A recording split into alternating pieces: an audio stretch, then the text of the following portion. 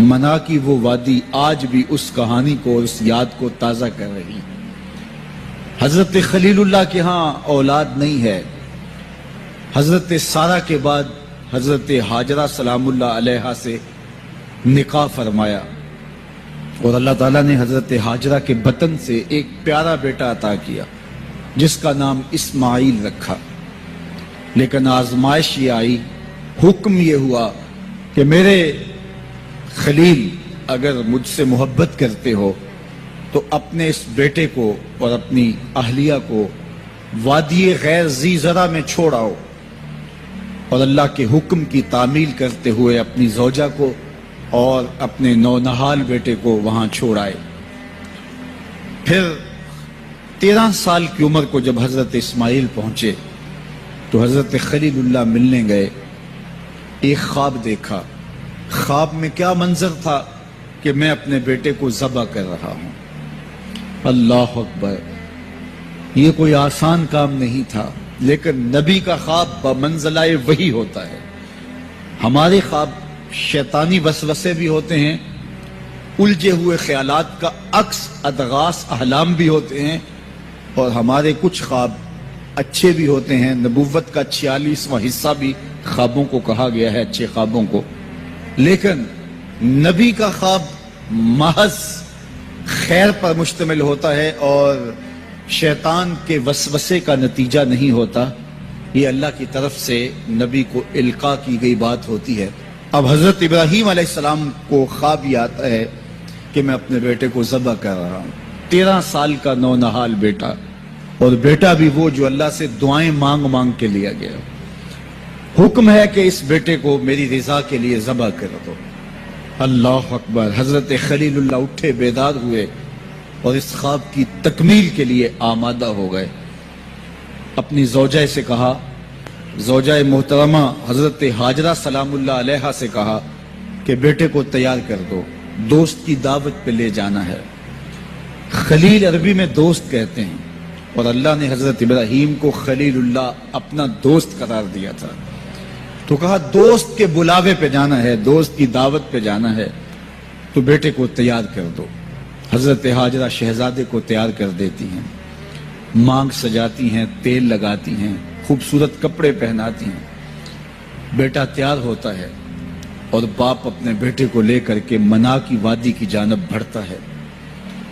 شیطان سمجھا کہ یہ موقع کتنا نازک ہے، اور اگر یہ قربانی ہو گئی تو قیامت تک آنے والے لوگوں کے لیے یہ نمونہ ہوگی، اتنا بڑا ایثار۔ تو حضرت ابراہیم کے پاس پہنچا اور کہا، اے خلیل، اے ابراہیم، اللہ کو راضی کرنے کے اور تھوڑے موقع ہیں اور تھوڑے ذریعے ہیں، ضرور بیٹے کو ہی ذبح کر کے اللہ راضی ہوتا ہے؟ تو حضرت خلیل اللہ نے کنکر اٹھا کے اس کو مارتے ہوئے کہا، بھاگ جائے یہاں سے، میری گود میں ایک اسماعیل ہے، اگر 1000 اسماعیل بھی ہوتے رب کے حکم پہ قربان کر دیں۔ حضرت اسماعیل کے پاس آیا، تمہارا باپ تمہیں کہاں لے کے جا رہا ہے؟ کہا دوست کی دعوت پہ، ان کے دوست نے بلایا ہے، اس دعوت پہ ہم جا رہے ہیں۔ کہا نہیں نہیں، تمہیں ذبح کرنا چاہ رہا ہے اور اس کو اللہ کا حکم سمجھ رہا ہے۔ تو آپ نے بھی پتھر اٹھا کے مارا، کہا ہٹ جا میرے راستے سے۔ اسماعیل کے بدن میں ایک جان ہے، لو لو میں بھی جان ہوتی، رب کے حکم پہ قربان کر دیتا۔ ماں کی ممتا بڑی کمزور ہوتی ہے، اولاد کے لیے اس کے جذبات بڑے حساس ہوتے ہیں۔ تو سیدہ حاجرہ کے پاس آ پہنچا، کہا حاجرہ، شہزادہ کدھر ہے؟ کہا کہ باپ بیٹے کو لے کر کے دوست کی دعوت پہ گیا ہے۔ کہا کہ وہ تو ذبح کرنے لے جا رہا ہے۔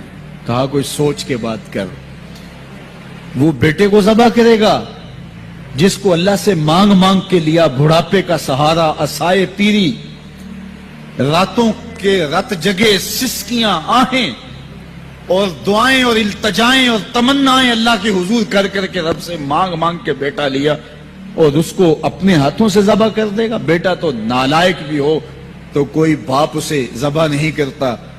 یہ بیٹا، اس کی آنکھوں میں تو نور اور چمک اور روشنی نبوت کی نظر آ رہی ہے، بھلا باپ کیسے ذبح کرے گا؟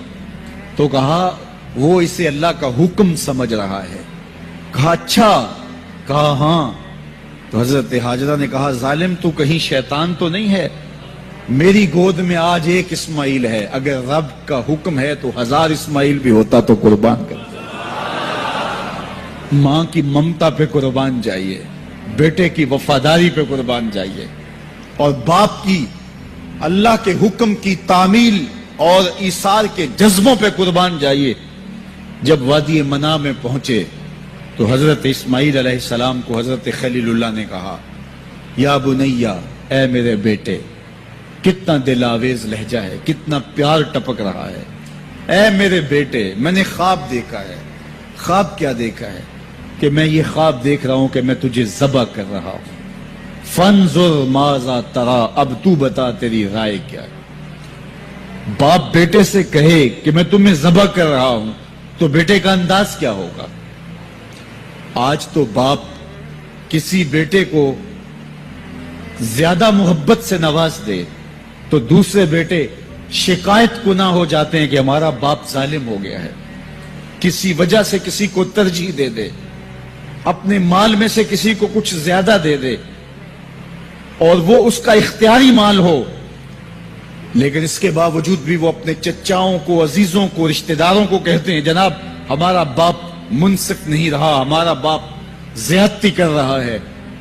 یار یہاں باپ بیٹے کو کہہ رہا ہے کہ بیٹا میں تجھے ذبح کر رہا ہوں. بیٹے کے تیور نہیں بدلتے. یہ فیضان نظر تھا یا کہ مکتب کی کرامت تھی؟ سکھائے کس نے اسماعیل کو آداب فرزند؟ باپ نے کہا بیٹا میں تجھے ذبح کر رہا ہوں. بیٹے کا دل آویز جواب سنیے. بیٹا سر جھکا دیتا، امتثال امر تھا، حکم کی تعمیل تھی. بیٹا کہتا جی جیسے آپ کی مرضی، یہ بھی امتثال امر تھا. بیٹا خاموشی سے جھک جاتا، یہ بھی امتثال امر تھا. گردن رکھ دیتا، یہ امتثال امر تھا. بیٹا کہتا جی جیسے آپ چاہیں، امتثال امر تھا. لیکن بیٹے نے جو جواب دیا قیامت تک اس کو بھی سنہری حروف سے لکھا جائے گا. باپ نے کہا بیٹا میں تجھ کو ذبح کرنا چاہ رہا ہوں. جواب کیا آیا؟ یا آباتے، اے میرے ابو. ذرا دیکھیے باپ کا یہ کہنا کہ میں تمہیں ذبح کر رہا ہوں، اس کے جواب میں تیور نہیں بدلتے. چہرے پر جلال اور غصہ اور عجیب سی کیفیت پیدا نہیں ہوتی کہ میرے باپ آپ کیا بول رہے ہیں. لیکن جب باپ بولا بیٹا میں تجھ کو ذبح کرنا چاہ رہا ہوں تو فرما بردار بیٹا کیا بولتا؟ یا آباتے، اے میرے باپ. اللہ اکبر. تم تو ذبح کرنا چاہتے ہو. یا آبا تفعل ما تؤمر، ابو ذبح کیا ہے جو کرنا ہے کیجئے. یہ نہیں کہا کہ ذبح کرنا چاہتے ہیں ہاں ذبح کر لیجئے. ذبح کا جواب ذبح سے دینا یہ مکمل فرما برداری تھی. باپ کہتا یا آبا، یا بنیا، اے میرے بیٹے میں نے خواب دیکھا ہے میں تجھے ذبح کر رہا ہوں. تو بیٹا کہتا ہاں مجھے ذبح کر لیجئے. یا آبا تذبح، ہاں مجھے ذبح کر لیجئے. لیکن بیٹا یہ نہیں کہتا کہ ذبح کر لیجئے. ذبح کا جواب ذبح میں نہیں کہا بلکہ جواب 2 قدم آگے بڑھ کے دیا. یا آبا تفعل ما تؤمر، ماں میں عموم ہے. ابو ذبح کیا جو بھی کرنا ہے کیجئے. رہی بات میری گردن پہ چھری چلے گی، بدن تو تڑپے گا، لیکن ستاجدونی انشاءاللہ من الصابرین. میرے رب نے چاہا تو صبر کر کے دکھاؤں گا. اگر رب کے حکم کی تعمیل میں نونہال بیٹے کی گردن پہ چھری رکھنے کا عزم اور ایثار کی یہ کہانی آپ رقم کرنے جا رہے ہیں تو آپ میرا منظر بھی دیکھیں گے کہ میں تڑپوں گا بھی نہیں. یا ابا تفعل ما تؤمر ستجدنی انشاءاللہ من الصابرین. آپ دیکھیں گے میں صبر کر کے دکھاؤں گا. فلما اسلم وتلہ للجبین، قرآن بتاتا ہے جب دونوں راضی ہو گئے. کس بات پہ راضی ہو گئے؟ فلاں نمبر کی گاڑی خرید لیں، فلاں بنگلہ خرید لیں، فلاں فیکٹری خرید لیں. باپ اور بیٹے نے یہ طے کیا نہیں. باپ ذبح کرنے پہ راضی ہو گیا اور بیٹا ذبح ہونے پہ راضی ہو گیا. فلما اسلم، ایک تو ہمارا اسلام ہے، یہاں دیکھو ان کا اسلام. الاسلام گردن نہادن. اسلام کا معنی یہ ہے گردن رکھ دینا. اپنی مرضی چھوڑ دینا. فلما اسلما، جب دونوں نے گردنیں رکھ دی، دونوں نے جو ہے وہ یہ طے کر لیا، باپ نے ذبح کرنے کا طے کر لیا، بیٹا نے ذبح ہونے کا طے کر لیا. وَتَلَّهُ لِلْجَبِينِ، اور باپ نے بیٹے کو پیشانی کے بل لٹایا. اس پر دو قول ہیں. تَلَّهُ لِلْجَبِينِ، پیشانی کے بل یوں لٹایا کہ الٹا لٹایا تاکہ پیچھے سے ذبح کریں، بیٹے کا من منہ چہرہ سامنے نہ ہو، ذبح کرنے میں رکاوٹ نہ بن جائے. کوئی بیٹا معمولی تو نہیں، اس کی پیشانی میں نبوت کے اجالے چمک رہے. تو بیٹے کو لٹا دیا اور الٹا لٹایا. تَلَّهُ لِلْجَبِينِ، پیشانی کے بل لٹایا. لیکن مفسرین کی ایک جماعت نے کہا نہیں، الٹا نہیں لٹایا. تو تَلَّهُ لِلْجَبِينِ کا معنی کیا ہوا؟ جس طرح ہم آپ جانور کو ذبح کرتے ہیں تو اس کی گردن کو خم دے کے پیچھے زمین پہ لگا دیتے ہیں تاکہ اس کی رگیں تن جائیں اور گردن کھل جائے اور چھری پھیرنے میں آسانی ہو اور جلدی سے جو ہے وہ رگیں کٹ جائیں. کہا کہ بیٹے کی ریشم جیسی نازک گردن کو موڑ کے پتھر پر پیشانی کو لگایا. اللہ اکبر. بیٹے کو رسیوں سے باندھا ہوا تھا اور اپنی آنکھوں پہ پٹی باندھی ہوئی تھی، اور یہ بیٹے نے کہا تھا ابو مجھے رسیوں میں جکڑ لے، شدت کی درد ہوگی، کہیں تڑپ نہ جاؤں، اور ایسا نہ ہو کہ رب کے حکم کی تعمیل میں آپ کو تاخیر نہ ہو.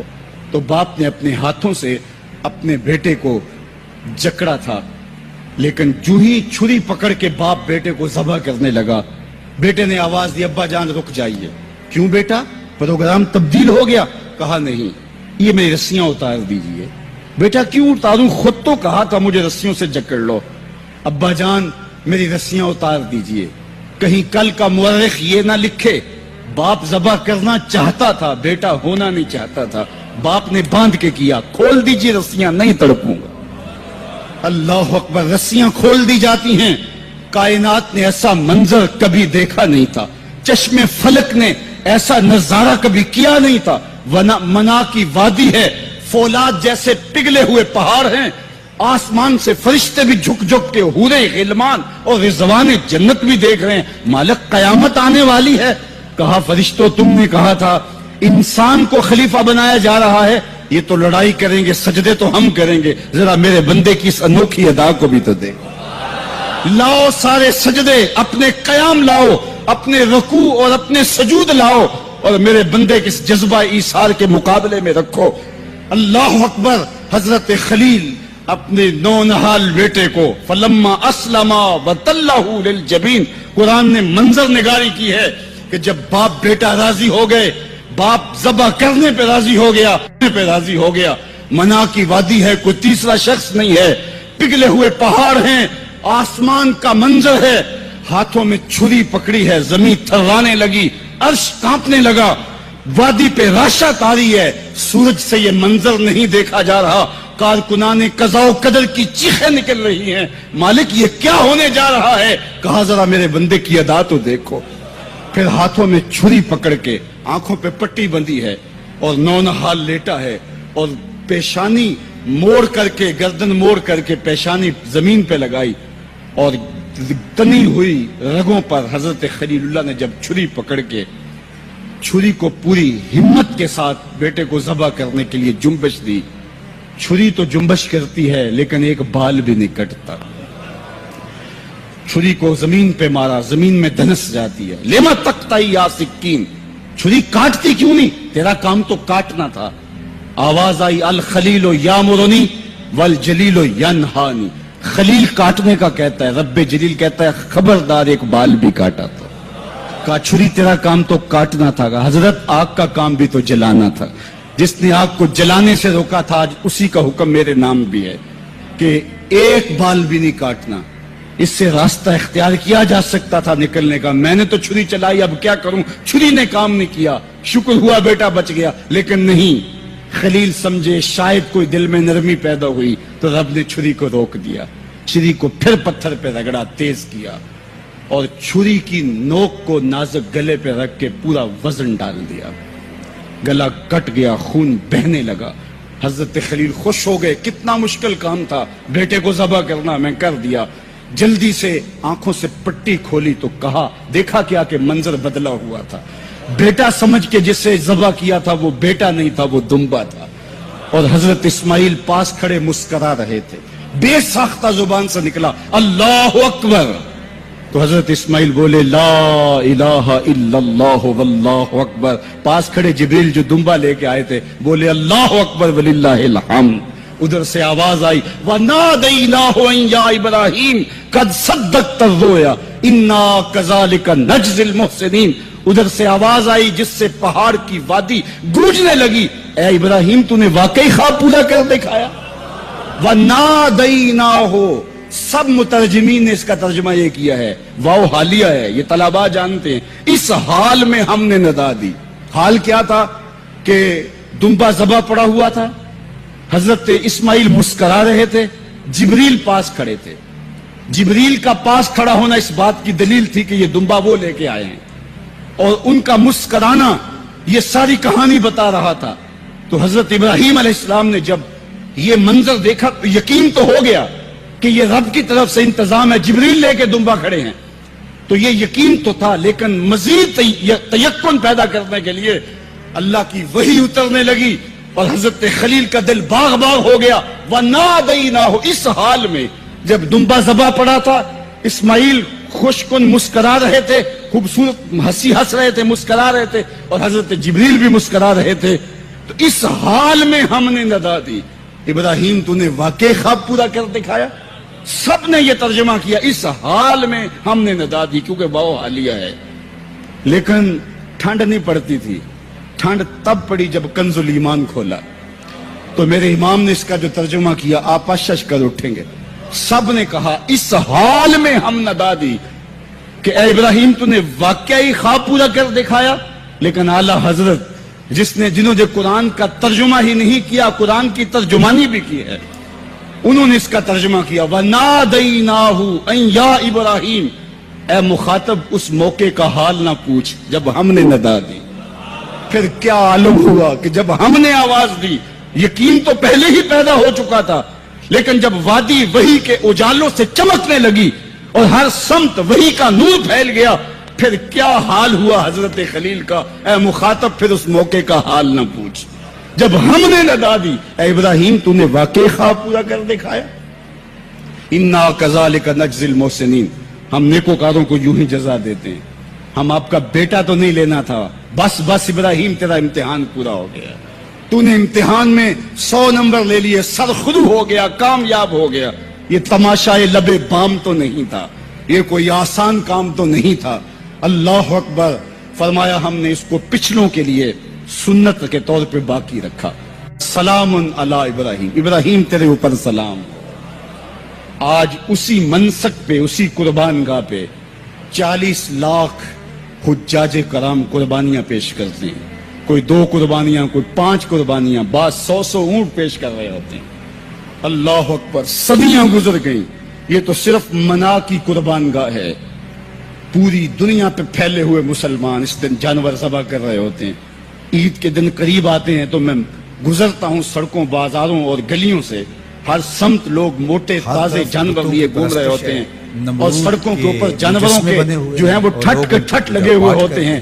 تو میری زبان سے بے ساختہ یہی جملے نکلتے ہیں سلام علی کرتا ہے. لیکن جناب ابراہیم کہتے ہیں کہ ان تماثیل کے آگے تم آسن مارے بیٹھے ہو جو اپنا دفاع بھی نہیں کر سکتے اور اپنی ضرورت کی تکمیل بھی نہیں کر سکتے, تمہاری ضرورتوں کو کیسے پورا کریں گے؟ تو یہ میرے رب نہیں ہو سکتے.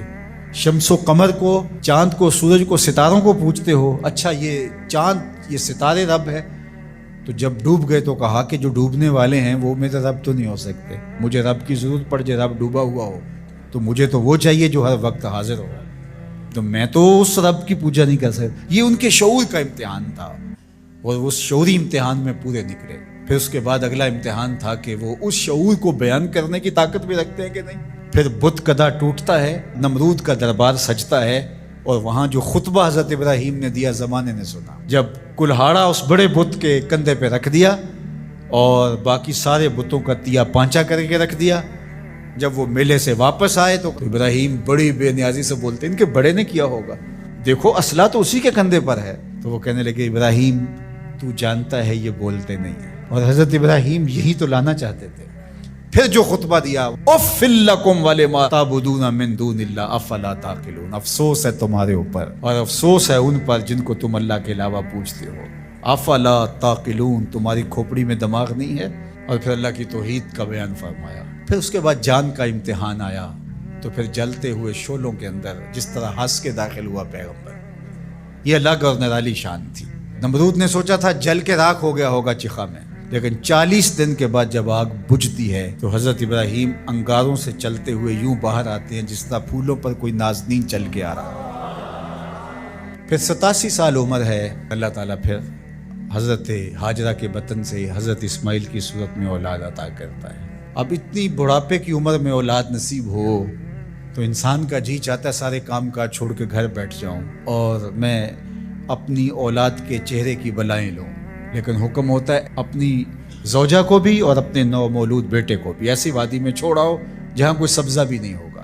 اللہ اکبر. پھر اسماعیل علیہ السلام کی ایڑیوں کے رگڑنے سے زمزم جاری ہوتا ہے. اب ذرا دیکھیے، ایک ایسا امتحان آتا ہے اگر کو ہمالیہ پہ بھی ڈال دیا جاتا اس کا پتا بھی پانی ہو جاتا. فلما بلغ معہ السعی، جب وہ ان کے ساتھ چلنے پھرنے کے قابل ہوا. ابراہیم علیہ السلام خواب دیکھتے ہیں، اور خواب کیا دیکھتے ہیں کہ میں بیٹے کو ذبح کر رہا ہوں. فلما اسلما، جب دونوں راضی ہو گئے، باپ ذبح کرنے پہ اور بیٹا ذبح ہونے پہ. اب باپ کی آنکھوں پہ پٹی بندھی ہے، ہاتھ میں چھری ہے. 100 سال کا بوڑھا باپ، جبل سبیر کا دامن، منا کی وادی، کارکنان قضاء و قدر دم بخود ہیں، شمس و قمر. یہ منظر آج سے قبل انہوں نے نہیں دیکھا تھا. اور سورج بادلوں کی اوٹ میں منہ چھپانے کی کوشش کر رہا ہے کہ یہ منظر مجھ سے نہیں دیکھا جائے گا. حوروں کی چیخیں نکل رہی ہے، کائنات تھرا رہی ہے، مالک قیامت آنے والی. اور مالک بھی فرشتوں سے کہہ رہا تھا کہ تم کہتے تھے نا کہ سجدے ہم کریں گے، تسبیحات ہم کریں گے، انسان تو دینگا مشتیاں کرے گا. ذرا میرے بندے کی اس ادا کو بھی دیکھو، میرے حکم کی تعمیل پر میرے بندے کی اس انوکھی ادا کو بھی دیکھو. چھری کی نوک حلق کے اوپر رکھ کے پورا وزن ڈال دیا، گلا کٹ گیا، خون بہنے لگا. ابراہیم علیہ السلام ایک عجیب کیفیت میں، کیا کیفیت ہو سکتی ہے میرے پاس تو لفظ نہیں ہے. اللہ اکبر. جلدی سے جو ہے وہ آنکھوں سے پٹی کھولتے ہیں تو دیکھتے ہیں کہ منظر بدلا ہوا ہے. بیٹا سمجھ کے جس کو ذبح کیا وہ تو دمبا تھا، اور اسماعیل علیہ السلام پاس کھڑے مسکرا رہے ہیں، اور پاس حضرت جبریل امین بھی کھڑے ہیں. یہ اس بات کا عملی ثبوت ہے یہ وہ دمبا لے کے آئے. تو بے ساختہ جناب ابراہیم علیہ السلام کی زبان پر جو لفظ آیا وہ یہ تھا، اللہ اکبر، اللہ اکبر. تو حضرت اسماعیل بولے لا الہ الا اللہ واللہ اکبر. پاس کھڑے جبریل بولے اللہ اکبر وللہ الحمد. اللہ نے کہا اے ابراہیم تمہاری قربانی کی سنت کو بھی قیامت تک جاری رکھیں گے، تمہاری زبانوں سے نکلے ہوئے جملے بھی مرنے نہیں دیں. وَنَادَيْنَاهُ أَن يَا إِبْرَاهِيمُ قَدْ صَدَّقْتَ الرُّؤْيَا إِنَّا كَذَلِكَ نَجْزِي الْمُحْسِنِينَ. اس حال میں ہم نے ندا دی ابراہیم تو نے واقعی خواب پورا کر دکھایا. إِنَّ هَذَا لَهُوَ الْبَلَاءُ الْمُبِينُ. اللہ فرماتا ہے یہ بہت بڑا امتحان تھا، یہ چھوٹا امتحان نہیں تھا. اور پھر میرا رب ہو کے کیا کہتا ہے، سلام علی ابراہیم، اے ابراہیم تیرے اوپر سلامتیاں نازل ہو. اللہ اکبر. پرسوں بھی میں کسی منڈی کے قریب سے گزرا، کہتے ہیں اس علاقے کی سب سے بڑی منڈی ہے، تو ہزاروں جانور، ہجوم محبت، اور سڑکوں پر، گلیوں میں، بازاروں میں کوئی یہاں گائے لے کے جا رہا ہے، کوئی بیل، کوئی اونٹ اٹھا کے لے کے جا رہا ہے. تو بے ساختہ میری زبان سے یہی نکلتا ہے سلام علی ابراہیم، ابراہیم تیرے اوپر سلامتیاں نازل ہوں. اللہ اکبر. اور اس قربان گاہ پر، جس قربان گاہ پر حضرت اسماعیل کو لے کر کے چلے تھے، منا کی وادی میں جبل سبیر کے پاس، وہاں 25 لاکھ حجاج جانور ذبح کریں گے. تو منا کی وادی اس گونج سے منور ہوگی، آواز آ رہی ہوگی سلام علی ابراہیم، ابراہیم تیرے اوپر سلامتی. ابراہیم علیہ السلام نے چھوٹا کام نہیں کیا، بہت بڑا کام کیا. لیکن میرے رب نے بھی پھر جو اعزاز دیا، جو تکریم دیا، عرض کی گئی یا رسول اللہ یہ قربانیاں کیا ہیں؟ فرمایا تمہارے باپ ابراہیم کی سنت ہے. قیامت تک وہ نقشہ ہماری آنکھوں کے سامنے رہے گا اور لوگ اپنے قیمتی متاع کو اس طرح قربان کرتے رہیں گے. ہمارے ایک بزرگ فرمایا کرتے تھے کہ ہر بندے کا کوئی نہ کوئی اسماعیل ہوتا ہے. جب تک وہ اپنے اسماعیل کی گردن پر چھری نہیں رکھتا رب کا قرب نصیب نہیں ہوتا۔ تو اپنی عزیز ترین متاع اللہ کی راہ میں قربان کرنے کا موقع آ جائے، وہ جان ہو، وہ اولاد ہو، وہ مال ہو، وہ منصب ہو، جب حالات تقاضا کریں اور آپ کو لگے کہ میرے مالک کا مجھ سے یہ تقاضا ہے، تو راہ خدا کے اندر قربان کرنے کا جب یہ جذبہ اس لیول تک پہنچ جائے تو پھر آپ اس نور سے مالا مال ہوتے ہیں، اس فیض سے فیض یاب ہوتے ہیں۔ ہمارے لیے یہ واقعات اس لیے رکھے، ہم تو چھوٹے چھوٹے امتحانوں سے ڈر جاتے ہیں، ہمیں بڑے امتحان بھی دینے پڑے تو ہمارے بڑوں کی سیرت یہ ہے کہ ہم کشادہ دلی کے ساتھ، خوش دلی کے ساتھ ان امتحانوں سے گزریں، پھر ہمارے رب کی رحمتیں اور کرم نوازیاں ہمارے شامل حال ہوں گی۔